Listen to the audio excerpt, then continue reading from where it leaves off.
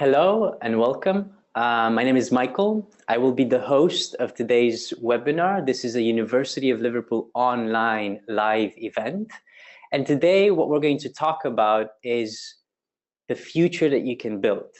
And when I say this, I'm actually referring to the kind of experience that you can have while joining an online master's program with the University of Liverpool, because we do believe that it is a transformational process.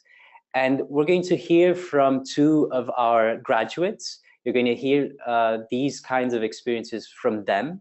And we're going to discuss their motivation. We're going to discuss the impact that the online programs have had on both their professional life and also their personal life. And we're also going to get some advices on different things that involve studying online. So I hope you're ready, and I'm really excited to start today's webinar. And without further ado, I'll present our two speakers for today. We have Andrew Seale, who is a graduate of the Master of Public Health program. And we have Dee Tamlin, who is also a graduate at the MSc in Project Management. Hello to you both. Andy, Dee, welcome. Thank you.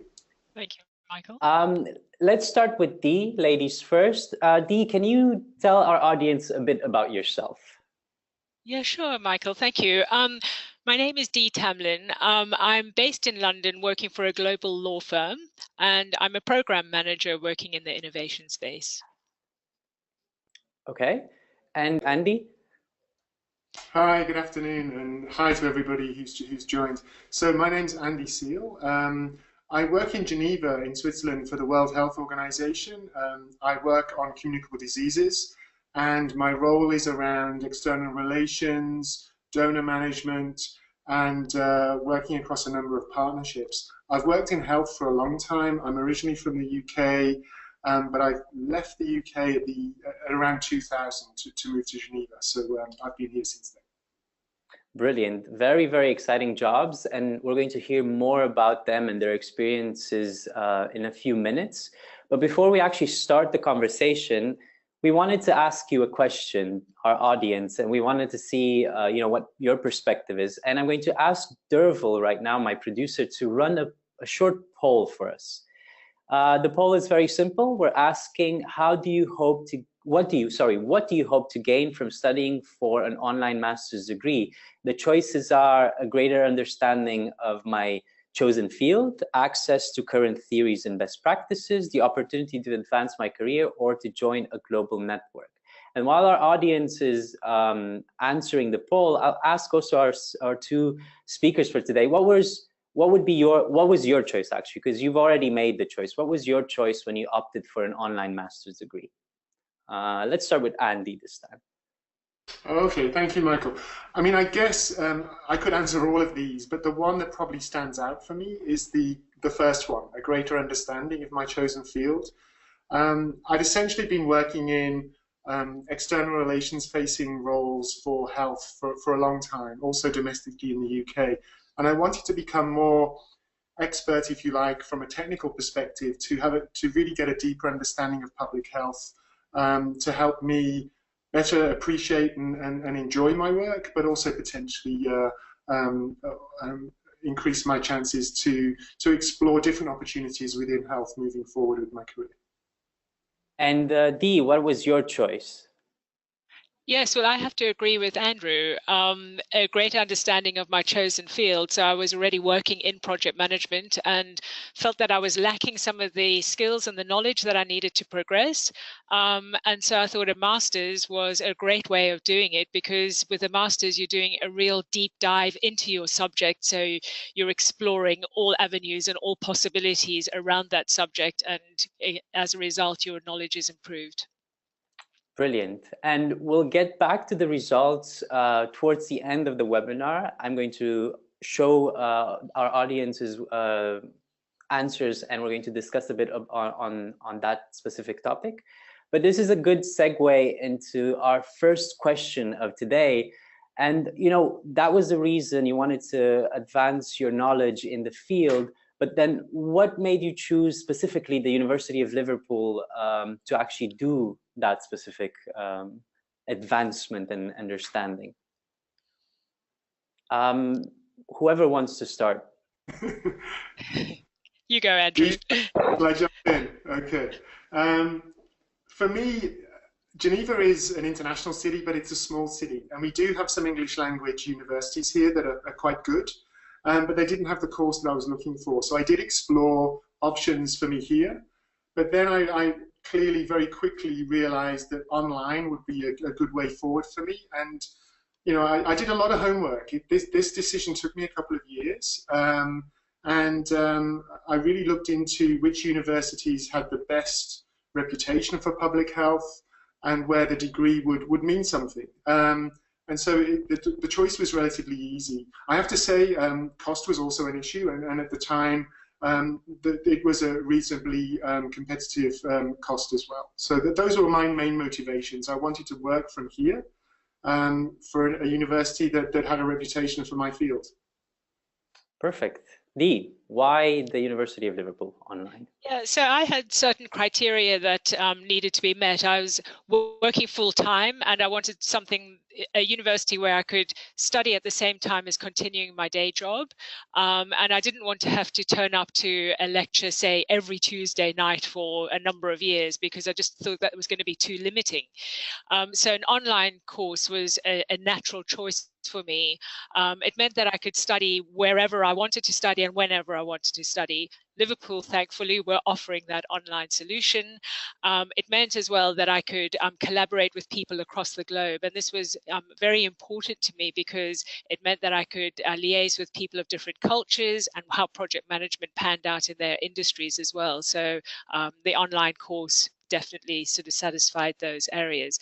On top of that, Liverpool is a very good school. It's in the top 1% globally. I didn't actually even know that at the time until I started investigating, and then was very pleased to find that all my criteria were met in terms of it being an online course, it being a UK university, a red brick university, part of the Russell Group, and 1% in the global university world. So a lot of ticks there. And just to mention the Russell Group, because you did mention it, the Russell Group is a prestigious group of universities that are mostly dealing with research-driven academia. So to be part of the Russell Group within the UK, it is a big thing. And the University of Liverpool is also one such university. So thank you so much, Dee, for mentioning. And of course, a lot of our audience probably have had the experience of going towards a traditional learning environment where you go to a class, you go to a course, you sit there, you have your classmates, and you know you have that specific learning experience, a traditional learning experience. But then the question is, how did you find the online learning experience in contrast to that? And I'm sure a lot of our audience are usually very curious. How does that differ from a traditional experience? And let's start with Dee this time.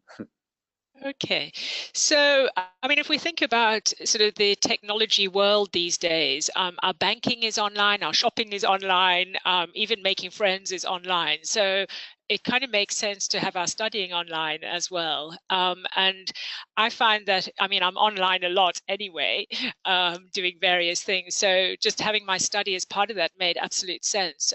It just, you know, became a seamless event. I did my banking interspersed with a bit of studying, interspersed with a bit of shopping, watching a movie or whatever I needed to do. It was all there in one place. I could take my studying wherever I wanted to take it. I just had my laptop with me and, you know, could basically set up shop wherever I chose to. That is true, and we are becoming a very digital world. Andy, what was your experience with the online learning environment?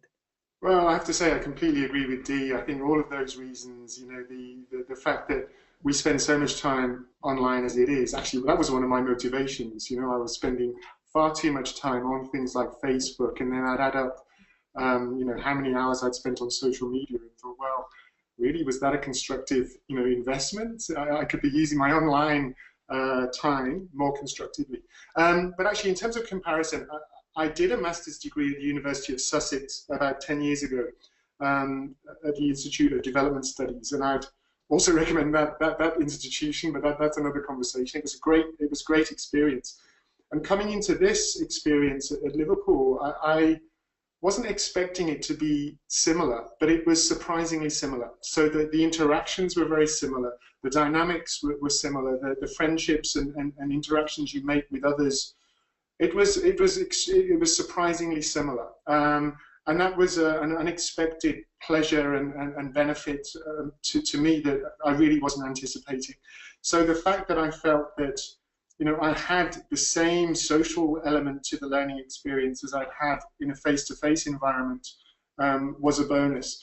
But then, as Dee was saying, the fact that I could do this, you know, at my own convenience and the times that suited me, was an added bonus, because as Dee was, I was also working full time for the whole time that I was studying. So I think if people out there are hesitant about the online aspect, I would really say, you know, jump in. It's a good experience.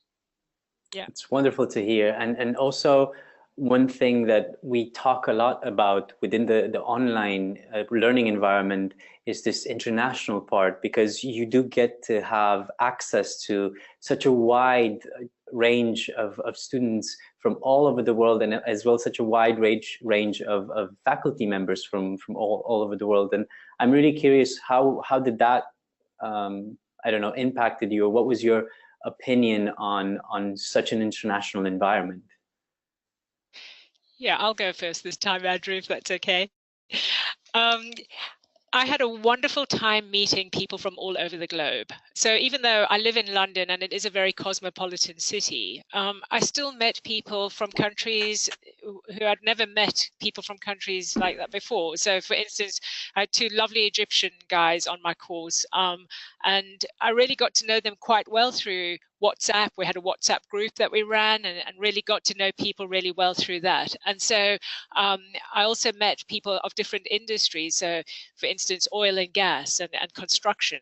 And it was just really good to sort of be able to discuss and argue sort of the points of project management around how different industries, me being in IT and innovation, and how that sort of was different or the same as construction and oil and gas. So it was extremely beneficial getting all these different insights from people across the globe, as well as that cultural differences, people in, you know, the Middle East or in Asia, people in Africa, people in Canada or the US. I mean, everyone, you know, the cultural differences of every country were represented, and that really sort of opened my eyes to how in the future in my career I'm going to work with virtual teams, for instance. So it was really a very sort of compelling and enriching experience.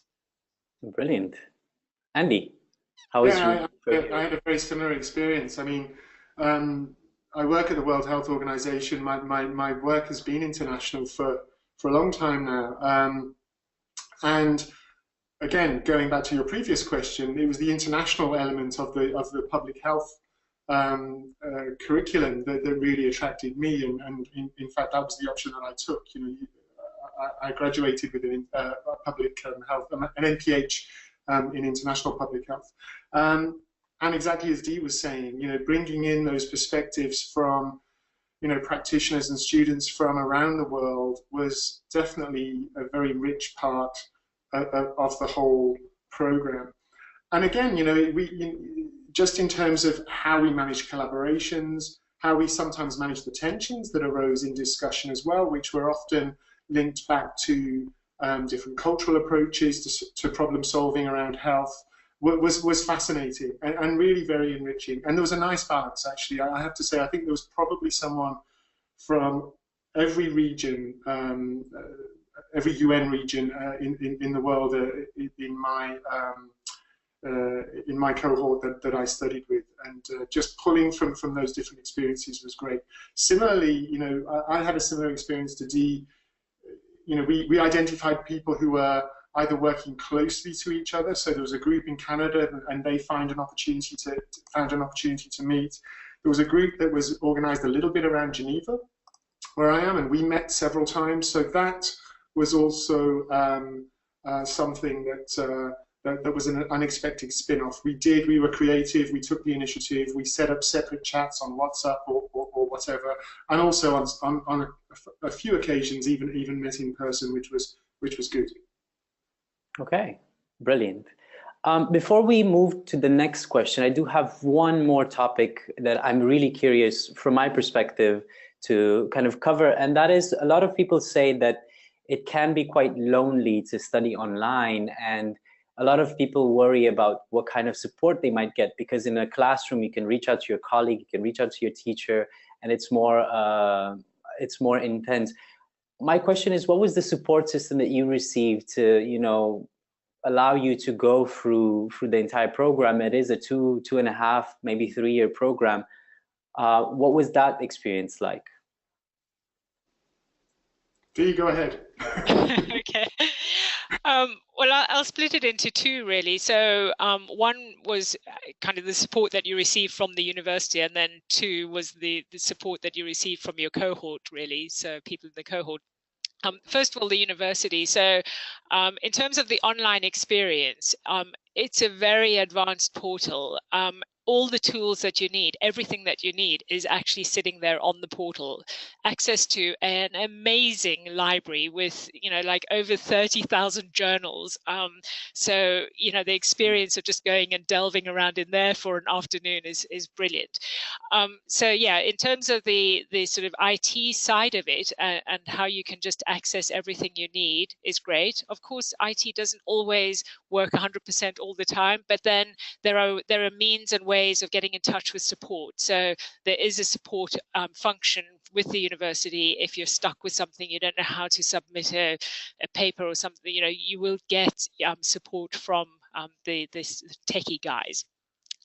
In terms of support from the cohort, as Andrew mentioned, I didn't actually meet up with anyone in person, but we had a WhatsApp group, and that was amazing because this was the time where you could sort of have a moan about how tired you were because you just submitted an assignment, or maybe that you had a lot of reading to do, and you could have a bit of a moan with people on your cohort, and but at the same time you could also support them. So if they were going through a bit of a rough time at work and trying to fit their studies in around that, then you could encourage them, and likewise they would encourage you. And I found that was absolutely essential to make sure that you kept your motivation going.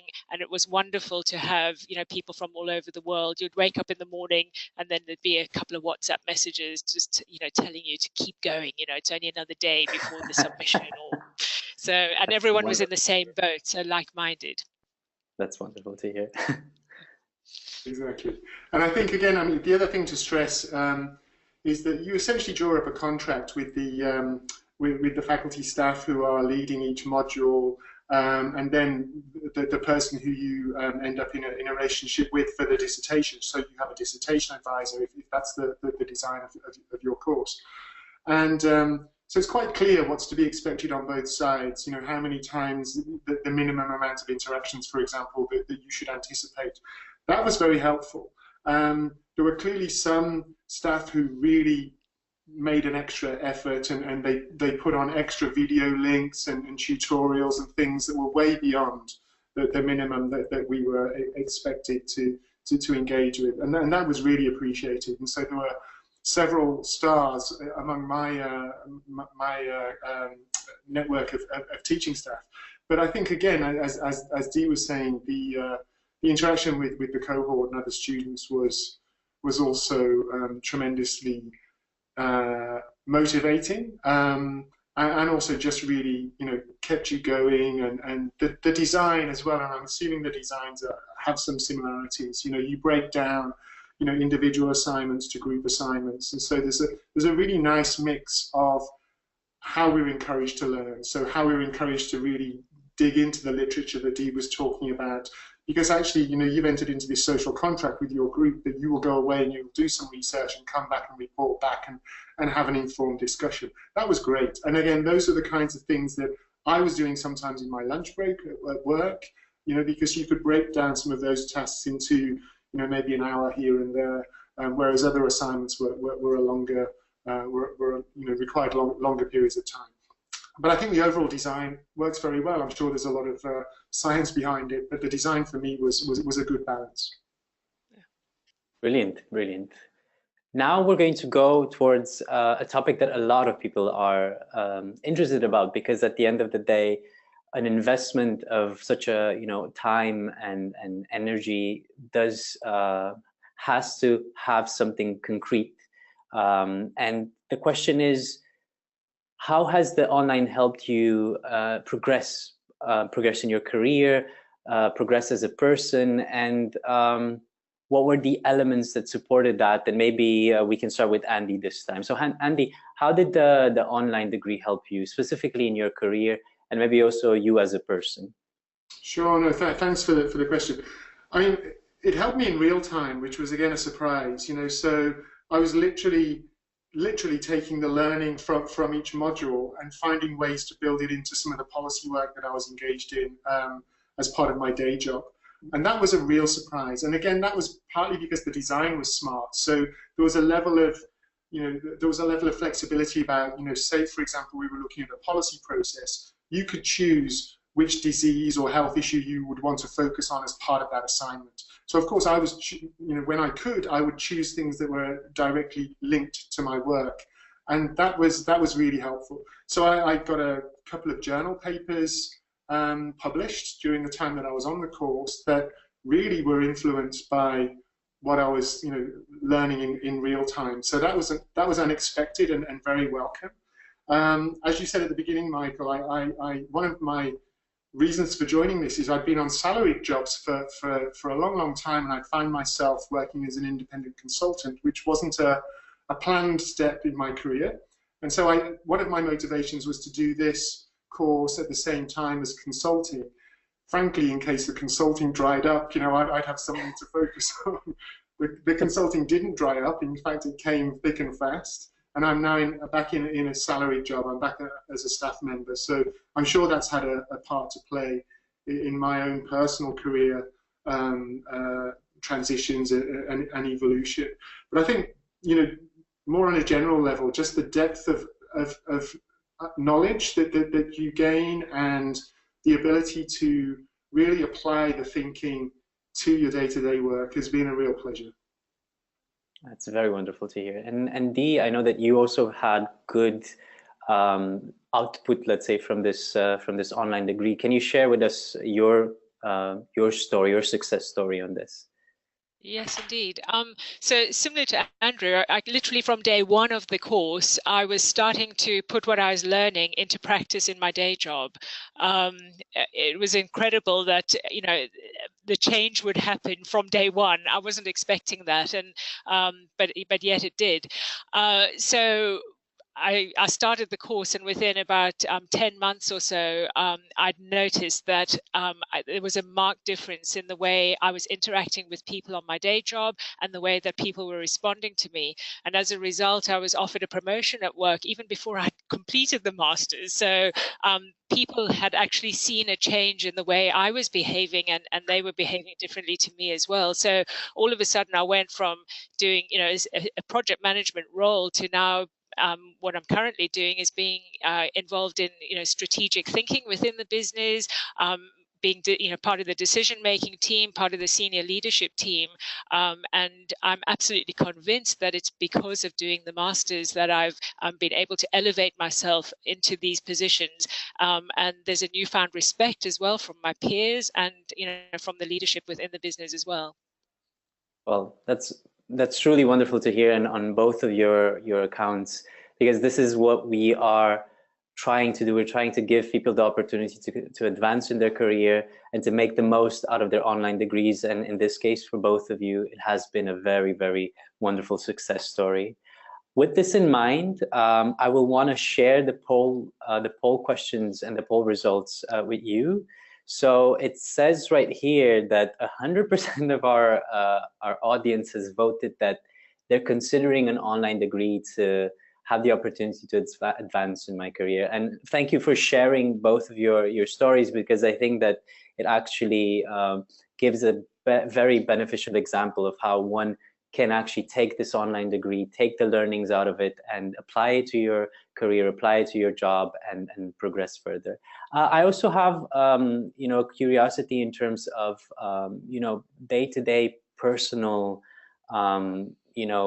changes that you've noticed. A lot of our graduates refer to, their experiences transformational also on a personal level as well.